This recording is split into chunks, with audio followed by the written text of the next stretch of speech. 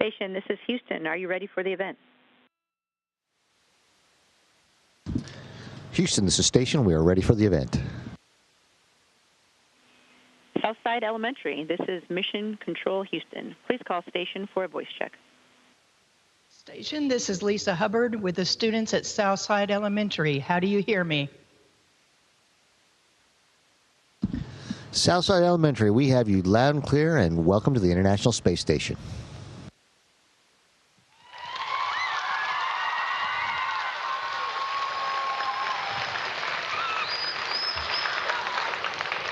First question. Yeah. Hi.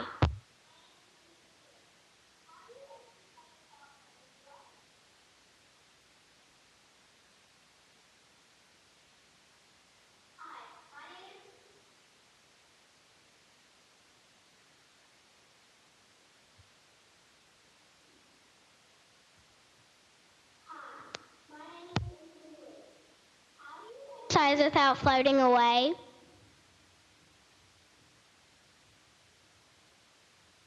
That's a good question, because we have to exercise because our bodies aren't using gravity as a way to go ahead and make the muscles be stressed and keep building and working every day. So we have, over here to the side, we have our bicycle. And we have shoes we actually clip onto the pedals, because otherwise we float off if we pushed on them. And then we have handles we hold on to, and we can sit there and pedal on a bicycle and get a really good workout. Another way we don't float away is when we're on the treadmill running, because every time we push down with our foot, that would push us away from the treadmill. So we have bungees that attach on a harness around our shoulders and our waist and attach down to the treadmill, and they pull us down. And depending on how many links of the chain, depends on how much weight we can go ahead and put on our bodies and our legs to go ahead and keep them strong and get us ready to come back to Earth. And then we also have a resistance device like lifting weights, which operates against the vacuum in some pistons. And we have straps that'll hold us to the bench when we're doing that. Otherwise, we just pinch ourselves between the bar and the foot plate, and then we do our exercise between those two. That's what holds us in place.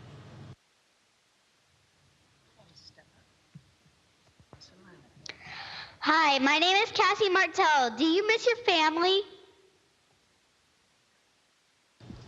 Hi, Kathy. That's a great question. Yes, I definitely miss my family, but NASA has been very helpful because they've got us internet protocol phones, so I talk to my wife every other day about, and my children every week. And it's very nice to be able to share with them the amazing views we have from the windows on the space station. Hi, my name is Jacob Wright. What kind of experiments do you do in space?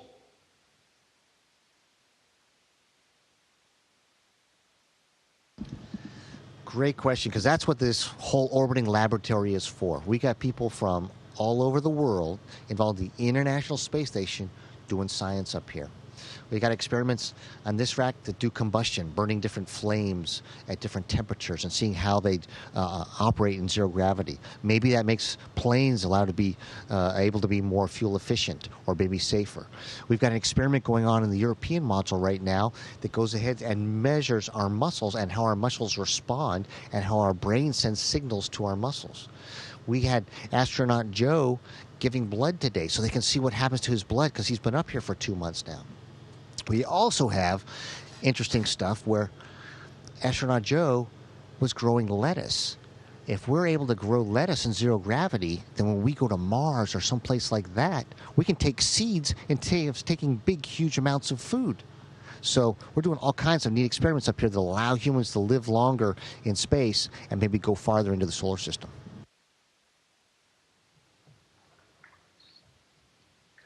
Hi, my name is Micah.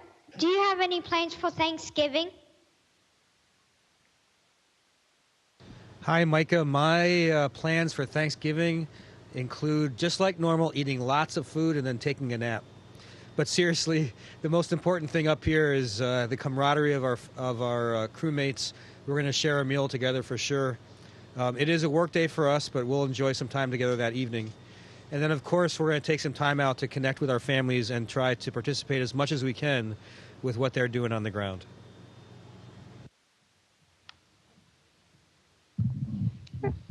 Hi, my name is Andrea Anita. What do you do when your work is done and you have free time? That is a good question because you work really hard up here and you work for long days and you do a lot of different things. And so you really got to take some downtime and relax, trying to get your mind and your body prepared for the next day of exciting activities. Some people read, some people watch a little TV, maybe a movie, talk to friends, write email. For a lot of us, going out to the cupola and looking at the earth and then using one of these to go ahead and capture those images so we can share them with all of you on the ground so you can see how beautiful our planet is. That's something we all very much like doing. Hi, my name is Caitlin Rodriguez. How long did you have to train to go to the ISS? Hi, Caitlin. In some ways, we've all trained our entire lives because of the skills we picked up along the way. But officially, we all trained for a couple years as astronaut candidates to become astronauts. And then for these long duration flights, for example, my training was about 2 years between the time I got assigned to the time I actually launched. Hi, my name is Samantha Bennett. Was there something you weren't prepared for when you got to space?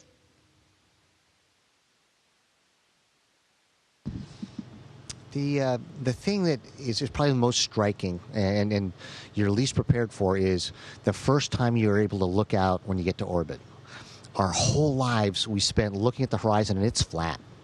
I mean, it's flat. That's what the horizon's supposed to look like. And you get up here to orbit, all of a sudden the Earth is curved. And right now, just looking at my hand, you guys can already draw the rest of the circle that you can see from the curve. And so that means all of a sudden this big, huge Earth that takes, a lot of time to drive someplace or fly someplace is all of a sudden a finite thing. And then you go around it every 16 times every day and you realize, wow, I am so fortunate to be here and be able to see this and be able to work here, as part of humanity's outpost in low Earth orbit. And that's probably the thing that takes the most, getting over the awe of that moment of realizing that everything you've ever known, everything you've ever done, every person you've ever known is down on that circle that is now a finite place.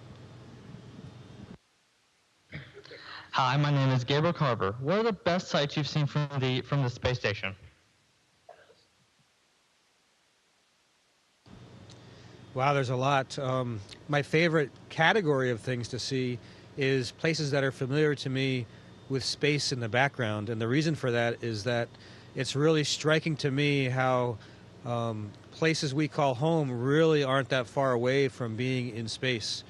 The other thing that I've thought is very stunning lately is seeing rivers or waterways and the sunlight reflecting off of them. So because the water reflects sunlight so well, when the sun is in the right position relative to where we are, those waterways just glow. And that's really neat to see as you see all the detail for where the water is in an area.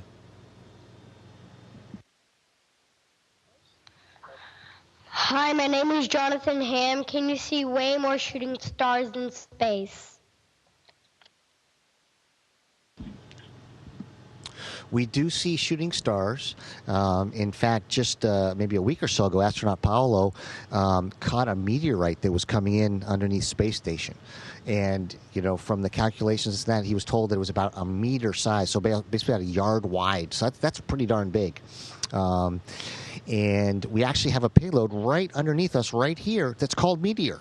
And at night, we open up the window down there, and it sits there and looks for meteorites of all sizes that are coming into Earth. So it's pretty neat to see and really beautiful. Hi, my name is Kyla Angel. And how do you get your clothes clean in space? That's a really great question. And luckily for us, the space programs have thought through it very well, because it turns out that washing machines are pretty large and we don't have one on the space station. So what they did is provide us a logistics train to provide us with clothing. So here's an example of my clothes for 2 weeks. I get a couple shirts, a couple sets of workout clothes, a couple pairs of socks. So it's good enough to keep me going for a couple weeks right there.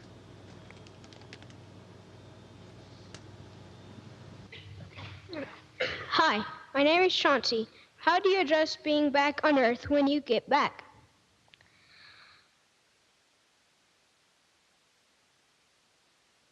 Adjusting back to Earth is it's you're happy to be back. You feel the weight of gravity. You smell the smells of Earth, but the bad part is you feel the weight of gravity. And so, if you guys were to go ahead and jump in a swimming pool with all your clothes on, and then get out. That's what it felt like to me last time when I returned to Earth. It was like you felt kind of heavy, and like your shoes were full of water, and so your feet were kind of clunky. So it was a kind of a strange feeling.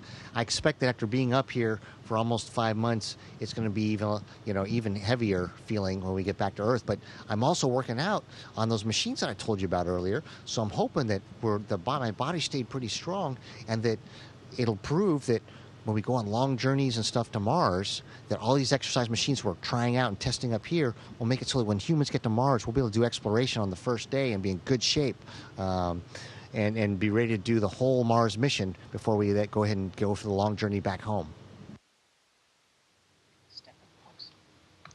Hi, my name is Cruz Wright. How does your equipment stay attached to the wall? You know, that's a really great question, and it's funny you ask, because when I first got up here, that was one of the more challenging things about being in space, is keeping track of your stuff. So we use bungee cords and Velcro a lot, and it's important because if you let go of something on the ground, it's nice because gravity almost makes things feel sticky and things stay put. But here, they just float all over the place. So like Randy just showed you this, I can reach up. There's a camera on the ceiling, which is no different from putting it on a wall, and it's held there by Velcro. I've even got Velcro on my pants, so if I have something I want to temporarily put someplace, I can keep it there for a little while and have my hands free.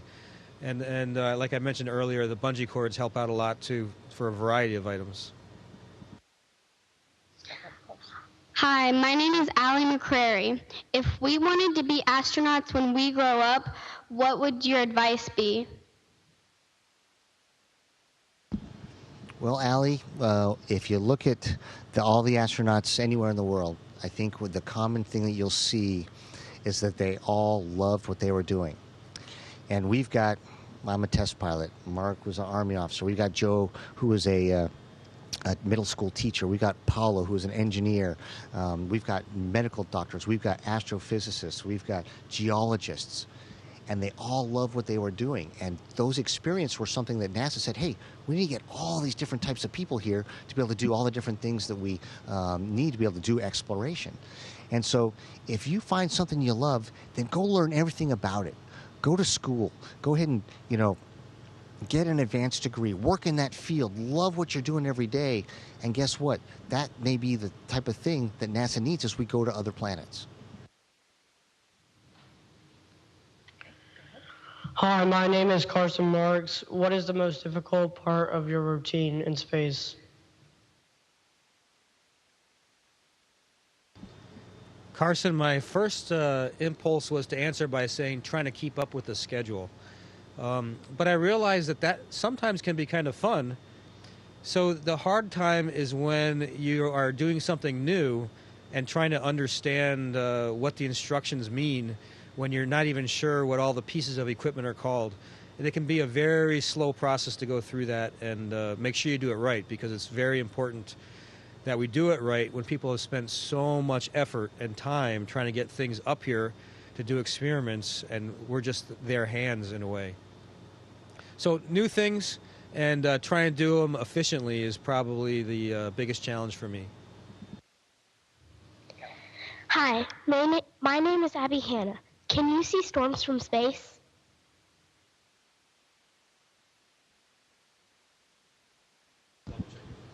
Yeah, I mean, that's a good question, because we've had a lot of storms this past fall and the end of the summer. And unfortunately, we see them really well, and we also realize that, especially the one that went over our homes and our families, we also understand very well what's going on underneath them. And so we took a lot of photography of the storms, and because we're not way up where satellites are, and we're able to get different views as we pass over the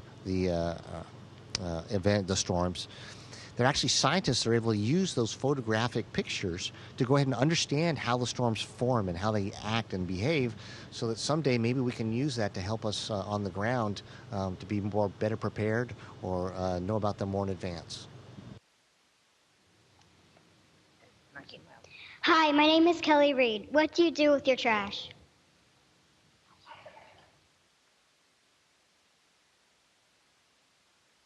Well, first of all, we make sure we know where it is. We put it in a place where it's contained. And then when we have vehicles that come up to space to deliver cargo that we want to use, we make sure that they leave full of trash if it's the type of vehicle especially if it's the type of vehicle that is not able to land on the ground again, so one that burns up in the atmosphere on the way back. So we fill those up as much as possible with all the stuff that we don't need anymore, and that's how we get rid of our trash. And one little space secret is that, hey, if you see a shooting star, it might not always be a shooting star. It might be actually some of our trash from space station. Hi, my name is David Robbins. How do you cook? Well, David, we don't cook up here because it's kind of hard to keep all the ingredients from floating around. So they send up stuff that's prepared for us. We've got food in pouches like this one. We got freeze-dried food like in this one. So this doesn't weigh hardly anything even on Earth. It's really dried out. But we'll go ahead and put water in it and hydrate it. And then both of these types of pouches we put in a little food warmer that uses convection to go ahead and put the heat into the food. We let that sit for 20, 30 minutes, and then we're ready to have our dinner.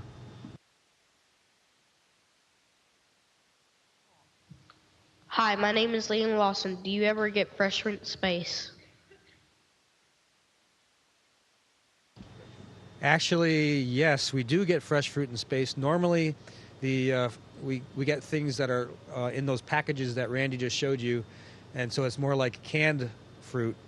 But when we get cargo spacecraft, we kind of get some treats. So things that are perishable aren't things that we can keep up here on the space station really long, but they'll load some things up for us towards the end of the loading process, and as long as we eat them shortly after we get them on space, up in space, we really enjoy the fresh fruit. Hi, my name is Caroline Ware. Did you take anything personal into space for your son or daughter? I did. I've got a daughter in second grade and a son who just started sixth grade this year, and so it's been fun sharing this with them and seeing space the way they see it. One of the things it did bring up for them was one of these, a spinner. And so it's been kind of fun seeing how that operates up here in space. And when this cargo wheel showed up, guess what? Astronaut Mark got one too. So now we've got 2 space spinners up here in space. And you can see how they're kind of stable. And then we'll be able to take them back and send them back to Earth. And then my kids will be able to play with it.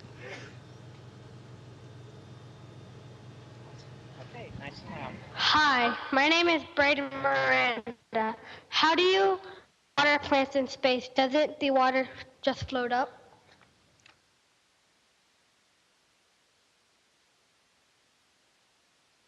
So I think the question was, how do we drink water in space? Doesn't the water just float up? Would you hand me one of those pouches? Just the big, the food pouch, yeah.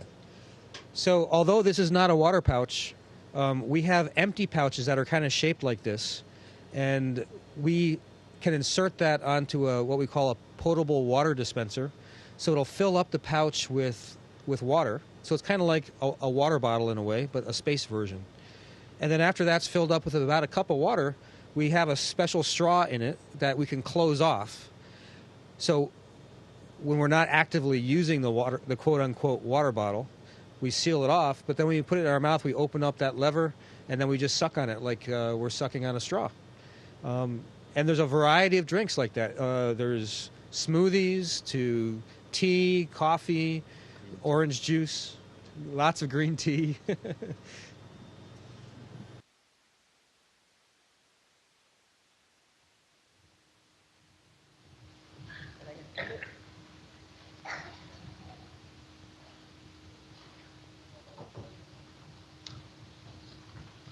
Okay, a big thank you from our students at Southside Elementary.